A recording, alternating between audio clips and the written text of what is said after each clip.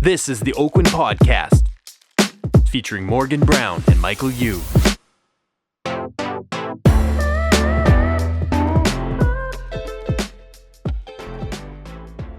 Welcome to the Oakwyn Podcast. I'm your host, Micheal Yeung. And I'm your co-host, Jenny Woon. And I'm Micheal Yeung. Awesome. We're going to do something fun today. Wait, can I do an icebreaker? Sure, yeah, Okay. icebreaker. All right. So Break the today's ice. Monday motivation, Okay. you talked about tattoos. So Okay. I want to know if either of you guys have tattoos and what it means. Okay. I have a flame tattoo somewhere. No, I'm just kidding. No, I do not have a tattoo. And, I don't have anything besides my eyebrows. No, I'm just kidding. And my hairline. But no, I don't have a tattoo. Yeah. I don't have any tattoos. Well, my eyebrows. I don't have any tattoos. Oh, hey, I've we're considered like- it, But but I he has the don't. best hairline. Yeah, Right? Yeah, we're three of the the pure people. Yeah. Because I find that like Braden's listening in on this podcast, and Braden is like fully like Sleeved. Yeah. Well, he's a musician though. yeah. Right? So he's got to but, play that part. Yeah, it's interesting. Like I find that tons of people have tattoos now. It's an emotional outlet. They're trying to get their creative, Okay, let me artistic ask side. you this question: if you Yeah. were gonna have a tattoo, Yeah. what would it be of, and where, and why? Okay, so I love when ladies have all these like stars and like spiritual like symbols on their hands, Mhm. and it's almost like henna. Yeah. I think that's really pretty and very Mm. feminine. Henna. Yeah. Yeah, that's beautiful. Yeah, yeah. For sure. How about you, Mike? Not henna, but like actual tattoos. Yeah, yeah. But yeah. I think early on in my younger years, I was considering one, but for me, it would definitely be something of like my heritage. So something with the like Cantonese characters or Mhm. something, but also perhaps add a twist there with my Colombian side. So trying to find, something that really reflects like who I am and what my heritage. Mhm. Like 3 flags. Canadian flag, Yeah. Colombian flag. Yeah. Yeah. How about you? I've thought about this a lot. So because, growing up, I played this game, and it has had it has one of the biggest impact in my life. Pokemon. Something close to Pokemon. Oh, I was So it's called Magic the Gathering. No way. So I am one of the He's gonna geek out here. yeah, I am one of the diehard fans of this game. It's related to Dungeons and Dragons. It's a combination of dungeons. It's basically like a card game. It's a combination between poker, chess, and Dungeons and Dragons. And basically, I love this game so much. I grew up playing it. I was in chess club because of it. And I go to comic stores, I go to conventions and all the rest of the stuff. So I would have something related to that game. And it's helped me. It's weird. I don't know if I'm making too much of it, but it's helped me in my business life, in resource management, how to kind of make cost benefit analysis decisions, quick calculations, probabilities, and really it's really nerdy, but at the same time, I know how impactful it's been and how much of I use it as to gamify kind of even business practices. And it's so interesting. that gamers are statistically the best employees to hire. Really? Yes. Yeah. Okay. So they're loyal. They're very hyper focused to be Mhm. productive. Mm. So it could be, the reason why. Can hire me one day. Yeah. I am the world's worst employee. So would you get? So I love Magic the Gathering. By Right. the way, you've just been elevated on one of the highest on parts the of my love list. list, not Yeah. the like list anymore. So would it be like one of the 5 It'll mana be colors? one of the 5 mana colors. So I really Should love. I leave So now? nerdy. Should I leave now? I really love. So there's 5 mana colors, Penny, and you can analyze each of the 5. Okay. Okay. So this Can will I be go fun. pink? Oh no! Okay, Okay. I'm gonna outline the 5 mana colors, and you're gonna choose which mana color is most related to your own personality. Okay. So I'm just gonna say the colors. Okay. I'm not gonna say the attributes of those colors, but what those So there's blue, Mhm. there's red, there's black, there's white, and there's green. And they all represent different topographies. So blue represents islands, red represents mountains, black represents swamps, white represents plains, and green represents forests. I was going to say blue, which is island, which I love oceans. I could see that. Yeah. How about you, Mike? That's a tough one. That's, to be honest, blue's my favorite color. Right. But I don't think it's because of the islands. But playing, I always enjoyed playing planes. Yes. That's very good. So I'm going to analyze you both. Okay, this is fun. Plains is so white is the color of order and the color of like organization and kind of like governance and, like more like people working together to accomplish a greater thing. And then blue is for like intelligence, ideas, like and like a bit of mischief. Yeah. So that's blue. I would checks all the tick boxes. Yeah, I would put myself in blue as well. So I'm blue with a hint of green. But and what's green? Green is forest. So that's it's like abundance. It's peace. It's like nature. It's like just seeing things grow and being more like natural. So wow. That's an interesting icebreaker that we revealed about each other. We're gonna have a separate podcast about Magic the Gathering. Yeah. But let's do a roundtable. So this is just intended to be a fun pod where we just talk a little bit about different topics and I'm just gonna kind of call them out. So what's one story from the first year in real estate, Micheal? One story. It was the toughest year of real estate for me. So when I got my license in 2018, I was, I'm thinking, got 2 listings here. This is great. This is going to be easy. And what ended up happening was the most difficult 1 year of real estate of my whole life, because at that time the market had already started to go down. So the 2 detached homes that we had if you didn't sell in a week, there was another detached home coming on the market in the same block. And then if we still weren't selling, there would be 2 more.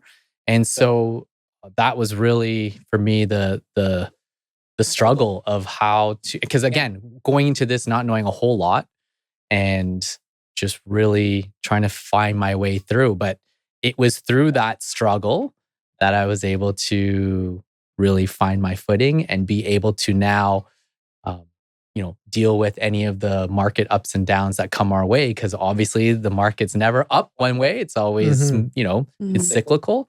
So that was my story of the first year. Jenny? Yeah, I'm pretty lucky. I worked with a developer, so I wasn't having the same challenges as most first year agents would be encountering. But the most interesting, we're very solutions driven people being in this business. And we had to put a subject to the buyer selling a horse before they were able to move forward with with removing subjects, because that's the equestrian clause. Yeah. So that was that was a property in Langley. And, nothing came to, I guess it was just very normal for us to put it in. It got accepted from the developer. Wow. And they sold their horse and we got our deposit. Oh my gosh. Yeah. So they actually sold the horse. Yeah. Did you help them to sell the horse? No. I was working for the developer at a presentation center. So I think that it was just, anything is possible. Like, don't say no. Yeah. You never just being know. Open-minded. Just be very open-minded and try to find a solution for both parties. Wow. I can't believe selling a horse is in would be in a contract. Like, oh, that's so funny. Like, and then the developer asking, is the horse healthy? Yeah, like, what's the condition of the horse? How much is the horse listed for right now? Exactly. How much does it weigh? Yeah. What was your first one? Story from my first year. Well, I think this is so I used to do a lot of door knocking. So when I started, I was very young. I was, I think, 22 or 23 years old. And I didn't have a network that could buy real estate or sell real estate at the time. So I read all these books about door knocking and strategies for door knocking. So I committed to doing 100 doors per week. So I went door knocking every single week, 100 doors, and I was just getting no responses. Like it was always negative. It was no. And I was just really like questioning my decision to be a realtor. I was like, why am I doing this? And on the I think the 38th or 39th week, so I've door knocked on 3,000 some odd homes. I knocked on a door. And I fully expected everyone to reject me. So at this point, like, we'd had an earlier podcast with Micheal about body language, and mine was all slumped over. And I knocked on a door.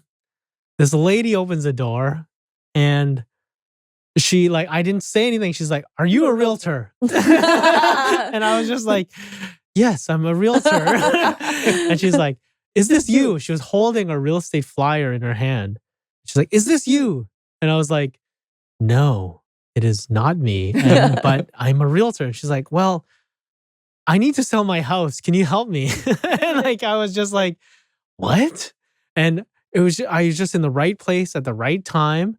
And that was my first listing I got door knocking. And it was weird because all the questions you expect an objection to, she was just like, "Yes." I was like, "Can I come in and have a look at the house?" She's like, "Yes." And I was like, "Would you like to list your home today?" "Yes."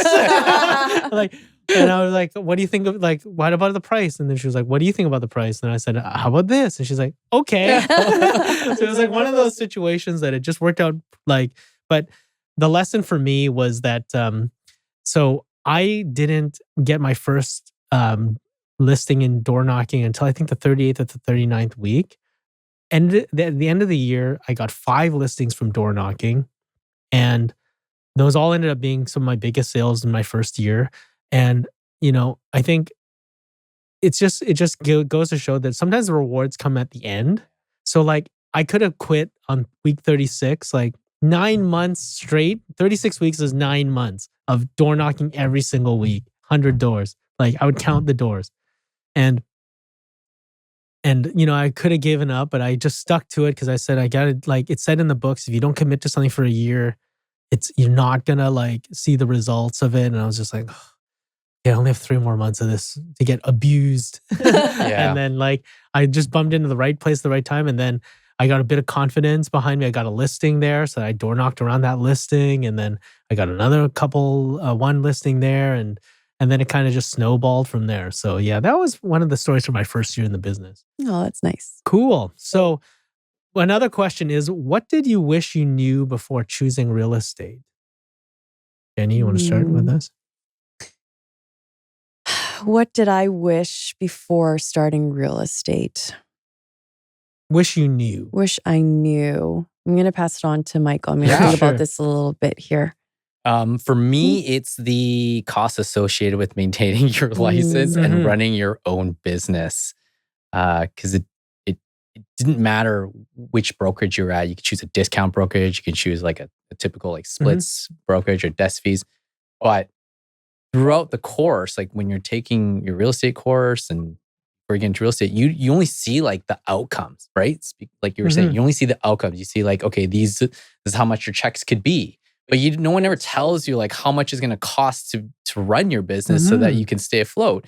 And it sounds silly because to run your own business, you always have a capital investments of sorts. But I don't know why, for some reason, in real estate, we all just look at social media and say, "Oh yeah, look at all these realtors, they're doing great," and then we don't realize how much they're putting into it to become great. Right. I think people assume that being in real estate is a career when it's really a business. Yes. And so I feel that they make this it's like a career where you get paid equally for the amount of effort you put in or the time you put in. You get, and there's an incongruency there. So yeah, that's a great point. Yeah. Be so good that they can't stop talking about you. Ooh, so nice. I think we are so we take things really personally, and we I used to tell my dates. You're still going on dates, Micheal? I used to. Okay. Now it's just my wife. I think if I can give any advice is we try to be liked so much that we do anything we can to people please. And one of the things that I found is I'm just all about excellence and mastering something, one or two things that I know I would be really good at.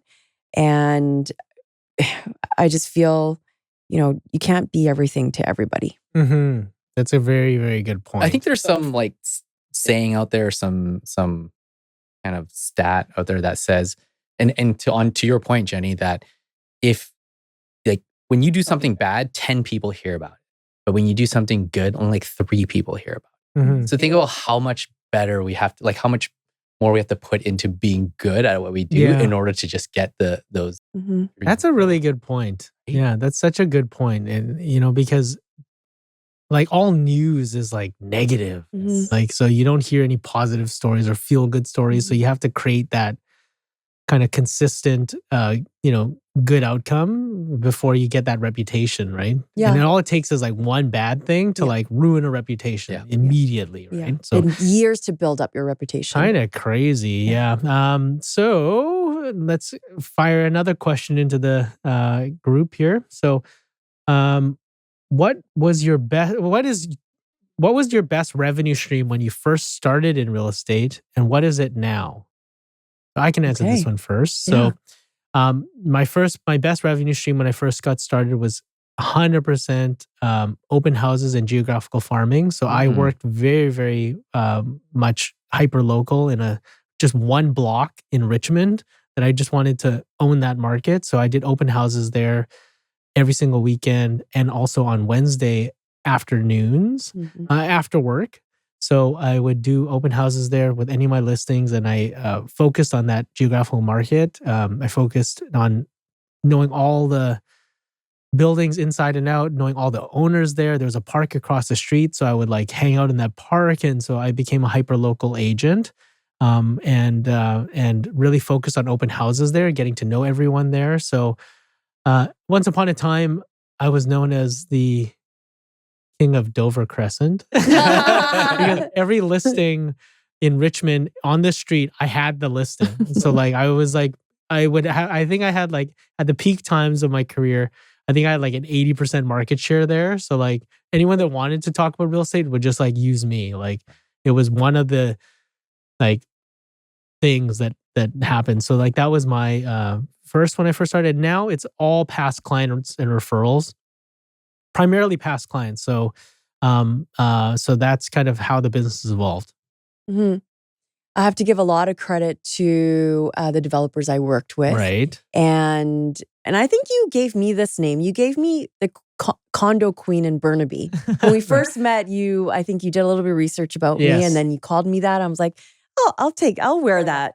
I'll wear that crown. Right. King and queen here. King of Dover, queen of condos in Burnaby. And what I learned from working in project sales is that if you do it consistently, if you have systems, you can replicate it really well. And so what I took away from working in project sales in the corporate world, I created an agency out of it. And I did basically volume sales in projects. So what I do now and what I've done for the past 20 years is working with developers who want to market multifamily projects. And I've really cleaned up lots of projects and taken over projects from another agency, or I've launched them and then went into tempo sales. I've created a lot of sales training programs for their in-house teams for developers. So I've really niched into a specific market. And so project marketing would be where my revenue stream would be. Great. How about you, Mike? For me, it was tapping into my sphere of influence, and then working the pre-sale market actually. So at that time, pre-sales were still like pretty good. Like there's a booming industry, booming like sector, and so it was really working that segment with first-time home buyers, with anybody who's interested in getting into investments, and it was really tapping into like, okay, do you know anyone in my sphere of influence? Like, do you guys know anybody that is looking to buy or sell real estate, and just really like hammering that on the head like multiple times over the course of the first year. And that has been great because similar to what you were saying, like being the expert. So I felt like pre-sales was easy to be an expert on because one, they had a lot of pre-sale development show homes, presentation centers available. So you can go in there, you can really like learn about the material. And coming from retail at that time as well, it's like that's what we did. Like you'd have to know the product. So when you knew the product, it was easier to be able to pass that off to a client, and then hopefully they'd be really interested in moving forward with that. That's great. So for the agents out there, they're looking to develop their business. What is the best opportunity for agents in the market right now? I'd say open houses. Mhm. Yeah, I would, like I think when there's people out there that are looking at homes, physically going out, there's already a sense of commitment to trying to be on that path of finding a home. And so having really good conversations and qualifying them, and do they understand the buying process, the buying journey? Mhm. So being really prepared with powerful questions, from very curious questions when they're walking through the door during an open house. Great. Yeah, that's an amazing one. How about you, Mike?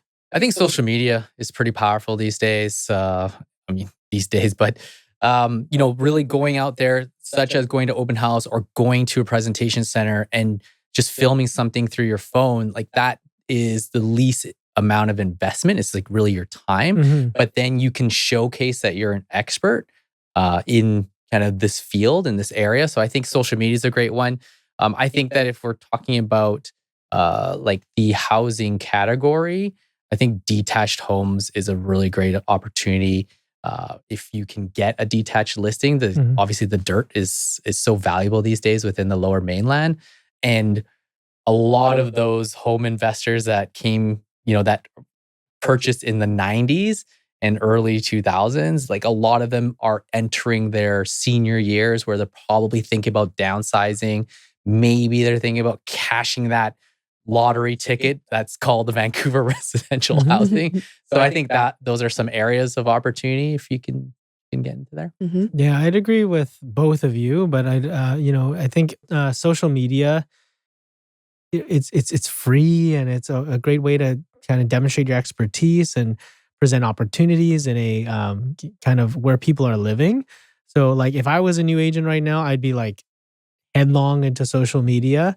Remember, Michael, I don't know if you did this, but did you put ads in the newspaper? Oh yeah, Yeah. I used to do like real estate weekly ads all the time. Yeah. And Singtao and Mingpo and all And that. it was not trackable, right? No. So I think that's the good thing that you guys are mentioning about social media, is that it is measurable. Yes. And you can really recycle a lot of the videos that you do, and, Right. and just really track like what kind of messages are hitting the right type of people that you want to work with. Yeah. Have you ever looked at the analytics on Meta for like, so this is something we're just starting to do, and I am by means no expert. Morgan would know a lot more about this. But just they have analytics for like the categories, the demographics that are opening and clicking through your ads, like, what your cost per click is, like how many forms, like how many people fill out your forms. And so it's really interesting. So I feel like I think most people are finding their first properties online. So I think it is like natural to kind of focus on that, and making it a part of your real estate business is, I think, pretty much essential now for longevity. So especially with this next generation of agents, I think, or this next generation of home buyers and sellers, this millennial generation and the Gen Z generation that's coming in. There are so many social platforms. So what would be your first pick if you were to just pick one? So we picked ours, which is Facebook. Facebook, okay. Yes, because we service an older demographic of folks. So yeah. How about yours? Probably Instagram. Mm-hmm. Yeah. Okay, interesting. I would choose YouTube or LinkedIn. Mhm. I think the income level is actually more on LinkedIn, Mhm. and not a lot of agents use that as a Yeah, platform. good And point. so Great if you're point. trying to reach to professionals, they're the ones with the right jobs, right? And also, I think YouTube just sits on Google a lot longer. You can do keyword searches versus if someone was to actually look you up, I think it'll be just harder to find you on like Instagram and Facebook. Very true. I think it's, just doing a search engine. Like whenever I punch something into a search engine, YouTube kind of goes right to the top, the video algorithm, I suppose. Yeah, that's a great You're welcome. point. Yeah. Thank you, Jenny. Oh, Jenny. Yeah.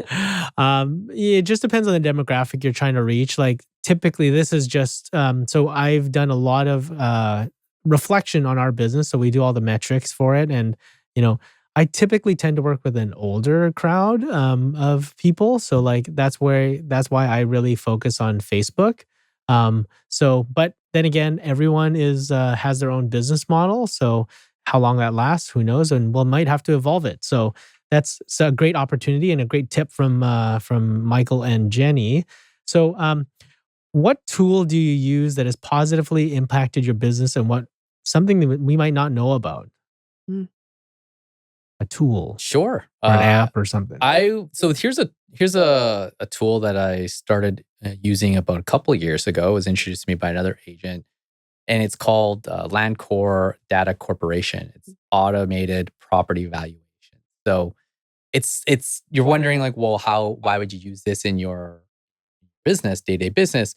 Interestingly for me, like when we do property valuations, like if someone says, hey, can you give me a value of my home? We might pull the metrics, or we should be pulling metrics from, Paragon and other sources, but that's very kind of like subjective to what we believe and how we construct the criteria. And what Data Landcore does, it provides this kind of third-party assessment or valuation that you can also present to your client to say, here's where I see the property at in terms of a range of price based on the information that I have from the source. And here's what a third-party valuation program like Landcore would look at your home. And Landcore, they work with like third-party lenders. They work with like credit unions when those entities are looking to get property valuations for granting mortgages and such. So it's a great way for my business to be able to say, here's where I think and what possibly is where the range is. But if you don't want to take my opinion, here's where this like third party, completely independent valuation comes in, and then they can kind of use both to make an informed decision. That's helped. Yeah, I remember Landcore, and then I totally forgot about it. But thanks for reminding me about that. Good tip. I think I'm just going to go back to the basics of a CRM, a customer relationship management system. And I think thanks for, bringing that on to Oakwyn, the Reach CRM. I feel like not a lot of agents understand the power of using this tool to build a business on. And it can work while you're sleeping. It can really save you. It can cost you a lot of money if you don't use it. So absolutely correct. And, thank you for mentioning that. It's a humble plug, but this is the Oakwyn Podcast. But so Oakwyn CRM powered by Reach is available to all Oakwyn agents. So effectively, you'll be able to have a CRM up and running for your real estate business. The UI, the user experience is amazing. It's really easy to get into.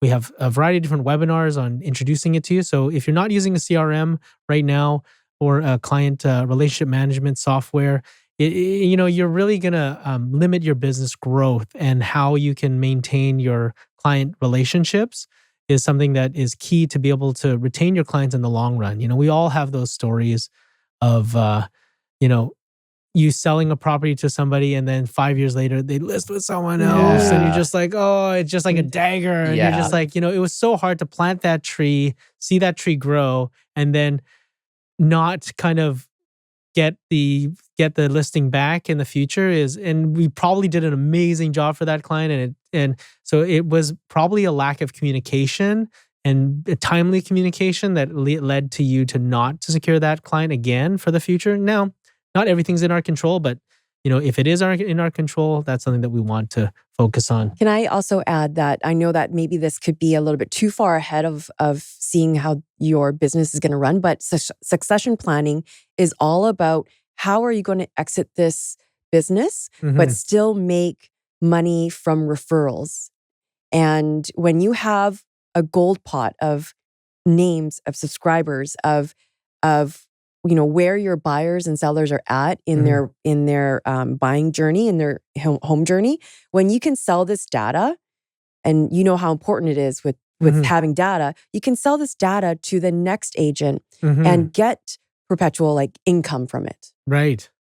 So that important. Is so, that is so valuable. And I think there's someone who told me about a show called Succession, like a TV show. Have you guys watched that? No, I have Just not. a pilot. That's it. First episode. Yeah, people are like, you have to watch this. It's amazing. But yeah, having a succession plan or an exit strategy and having that, having that CRM as a resource to be able to pass along clientele and to be able to build a referral source for. So someone in our office does that really well. Gary Serra, who kind of has sunsetted a couple agents into his business, and pretty fantastic. Okay, so last question for our listeners. So just a fun one.